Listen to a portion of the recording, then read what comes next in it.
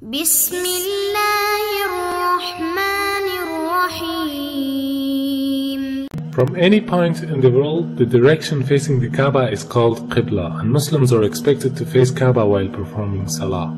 For most of the people who don't know the wisdom behind the Holy Kaaba, it seems like Muslims are worshipping this cubic black house. That's why many of them ask the question, why a Muslim should prostrate towards a rocky house like the Hindus who are worshipping idols. Now, what is the difference between Islam and other religions in this regard? In Islam, there is a rule that if someone does not know the direction of Qibla or he has no possibilities to verify it, then he can pray to any direction he thinks is correct. Because Allah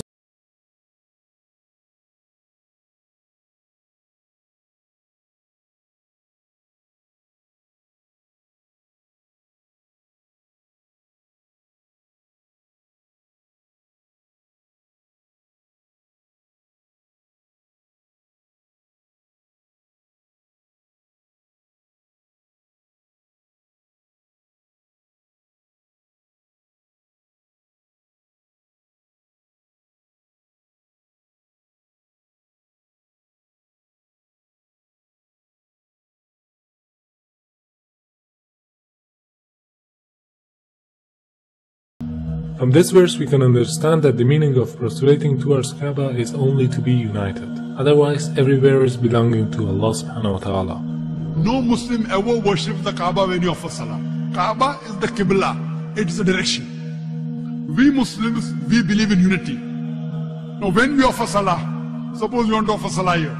Some will say, let's face north, some will say south, some will say east, some will say west. For unity, Allah says in the Quran, Surah Baqarah, that wherever you are, face towards the Kaaba. So Kaaba is the Qibla, it is the direction. So we are facing in that direction, but no one worships the Kaaba.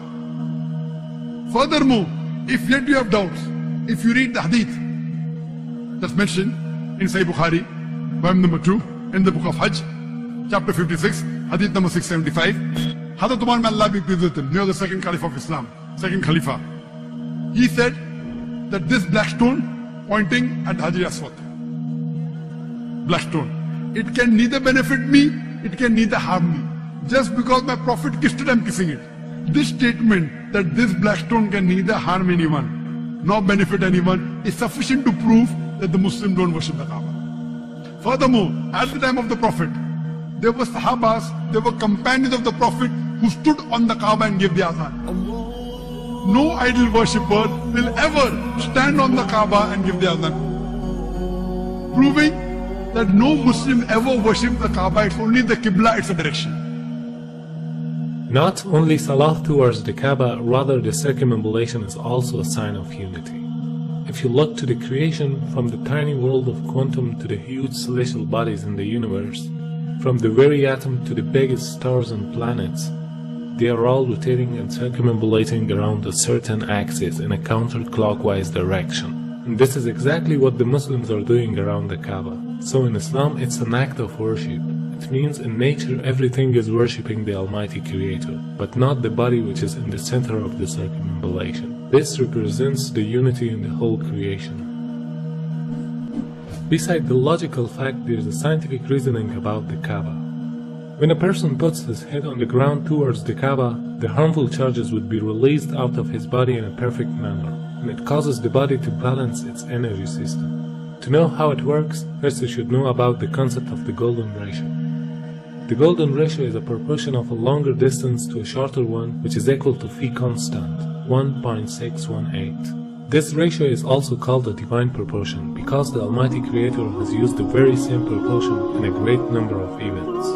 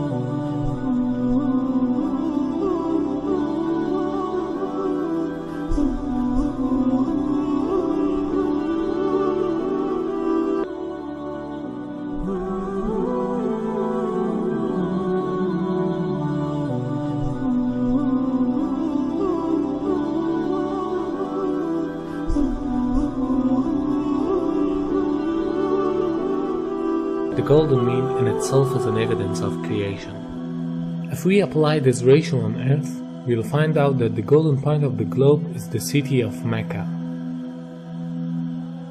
whereas the golden point of Mecca is holy Ka'bah. So because it's the golden point of the globe, it is the strongest energetic field on earth. For understanding how the golden mean provides an energetic field, you can take the example of the galaxies or planets, which emits the energy from the center point to the outer edges, just like a nuclear which balances the energy system with the electrons which are rotating around it. It means they are taking the negative energies and giving the positive energies for a balancing purpose. وبالتالي عندما تطوف أنت تشحن. معلش سبحان الله هذه حقيقة. Now the investigations show that every day our body collects electromagnetic charges from its surrounding which are harmful for us. And these charges concentrate to the forehead, meaning the frontal lobe of the brain, which causes depression, headache, laziness, mental pressure, and even more dangerous problems. This forehead part of the brain is known as the frontal chakra, throughout which the body takes positive and negative energy. It is observed that these harmful charges can be released by putting our head down on the ground. But for a better result, we should put the frontal chakra of our body in a direction towards the strongest energetic field of the earth, meaning the Kaaba. Dr. Andrew Newsberg studied the brainwave activity during the prayer. He found some direct impact on several brain locations. The benefits of prayer are incredible. Regular daily prayer helps the frontal lobe from shrinking with age, which is the part of the brain that regulates our speaking, reading, and memory. Therefore, this helps to prevent memory loss in old ages. A perfect form of meditation which brings us to a state of tranquility. Although there are scientific facts behind every command of Allah subhanahu wa ta'ala, but the Muslims should obey them without any reasoning. Because there is always a wisdom behind any order of the Creator that people cannot easily unlock the secret. But for us it is important to seek the satisfaction of our Creator.